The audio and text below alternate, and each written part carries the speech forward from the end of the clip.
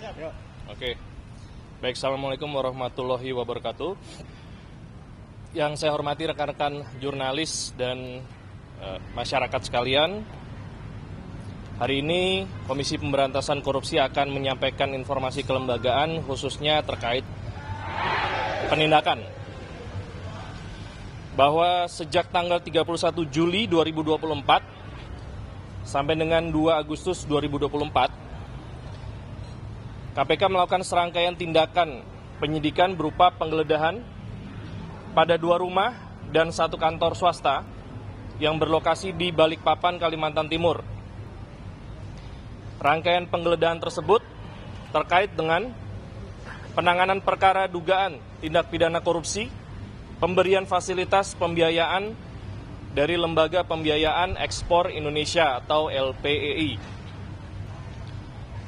Bahwa dari hasil penggeledahan tersebut, KPK telah melakukan penyitaan diantaranya berupa uang kurang lebih 4,6 miliar rupiah, 6 unit kendaraan, 13 buah logam mulia, 9 jam tangan, 37 tas mewah, kurang lebih 100 perhiasan, antaranya cincin, kalung, gelang, anting, dan liontin, serta barang bukti elektronik berupa laptop dan harddisk, dan beberapa dokumen yang kesemuanya diduga ada keterkaitan dengan perkara yang sedang disidik dan akan terus didalami oleh penyidik. Demikian untuk rilis kelembagaan terkait penindakan Komisi Pemberantasan Korupsi hari ini. Silakan teman-teman apabila ada yang ingin ditanyakan. Ya, ini kan baru terkait beberapa personal di kasus LPI ini.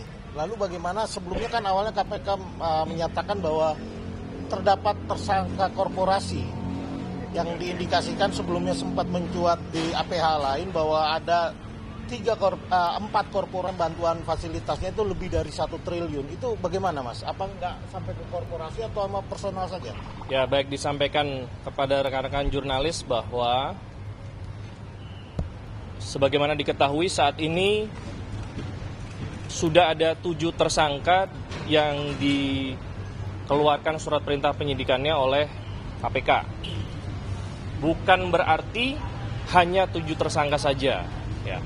KPK masih akan mendalami keterlibatan pihak-pihak lain, baik itu swasta maupun penyelenggara negara, dan tidak tertutup kemungkinan bila ada alat bukti yang cukup untuk penaikan tersangka lain, maka akan dilakukan ekspos untuk ditersangkakan. Untuk sementara jawabannya seperti itu. Nah, itu kan nilainya cukup fantastis, Mas. Ada 100 jenis perhiasan, terus 27 tas mewah yang harganya ratusan juta.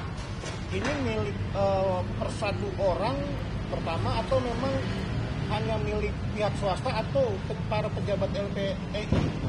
Ya, saya tidak bisa mendetailkan satu persatu karena informasi yang kami dapatkan adalah hasil penggeledahan untuk keseluruhan kegiatan yang tadi sudah disebutkan, ada beberapa rumah dan kantor itu. Jadi penyidik tidak membagi hasil penggeledahan mana didapatkan di perkara mana. Artinya memperjelas saja apakah dari puluhan itu, ratusan itu ada barang bukti atau milik dari para penyelenggara negara dalam hal ini? Itu belum didapat infonya. Mas Besa, Belum dapat. Direktur Penyidikan KPK bilang di kasus LPI ini dugaan fraudnya itu melibatkan 11 perusahaan gitu, belum lama ini. Nah, itu sudah ada tindak lanjutnya belum, Mas, dari KPK? Apakah fix sudah itu 11 debitur lah yang melakukan fraud, apa lebih gitu, Mas? Karena kan ini 7 yang tersangka kan perseorangan 7 orang, Mas. Ya, masih didalami. Sebagaimana yang tadi saya sampaikan, saat ini tersangkanya baru ada 7. Dari 7 ini KPK akan mendalami semua dokumen, barang bukti elektronik, maupun informasi dari keterangan saksi-saksi yang ada. Pengembangannya seperti apa nanti kita sama-sama tunggu. Apabila nanti ada keterlibatan pihak lain dan alat buktinya cukup, tentu KPK tidak akan segan-segan untuk menaikkan surat perintah penyidikannya. Dan dari 7 tersangka itu kan mayoritas penyelenggara negara, Mas. Dan kapan akan saya belum bisa menyampaikan siapa dan kapan. Kalau kapannya nanti tentunya berdasarkan kebijakan lembaga, nama-nama tersangka itu akan disampaikan pada saat proses penahanan. Lalu barang itu kemana, Mas? Dibawa ke Jakarta atau dititipkan di Balikpapan atau seperti apa, Mas? Umumnya kalau barang-barang yang mudah dibawa tentunya akan dibawa ke kantor Gedung Merah Putih KPK. Kalau nilai dugaan fraudnya berapa, Mas? Sudah ada? Nanti kita akan tanyakan dan akan diupdate nanti. Mas, di kasus LPI ini kan sempat terjadi tarik-menarik gitu ya Mas, soal penetapan tersangkanya juga. Dan minggu lalu itu ada 10 jaksa KPK yang ditarik ke Kejaksaan Agung karena mengingatkan juga Kejagung juga sedang menangani kasus LPI ini. Ini apakah ada terkait dengan soal itu, Mas? Sehingga 10 jaksa yang ada beberapa di antara itu Kasatgas juga ditarik juga, Mas. Ya, yang pertama saya belum mendapatkan informasi siapa saja jaksa-jaksa yang masa baktinya sudah selesai atau lebih dari 10 tahun, tetapi tentunya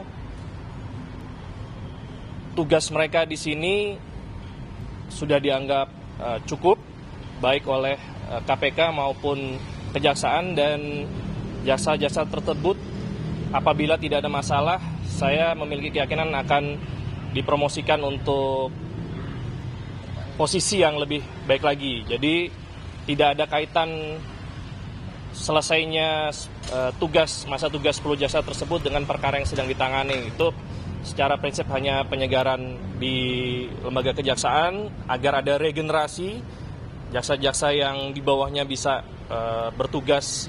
Mungkin kalau yang ditarik Kasatgas, maka jaksa yang di bawahnya akan menggantikan sebagai Kasatgas. Jadi ada regenerasi di situ.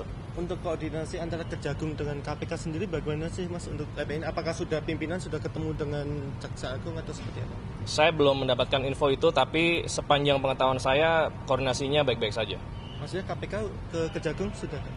Belum ada info terkait hal tersebut. Atau Kejagung ke sini, Mas? Belum. Belum ada info terkait hal tersebut.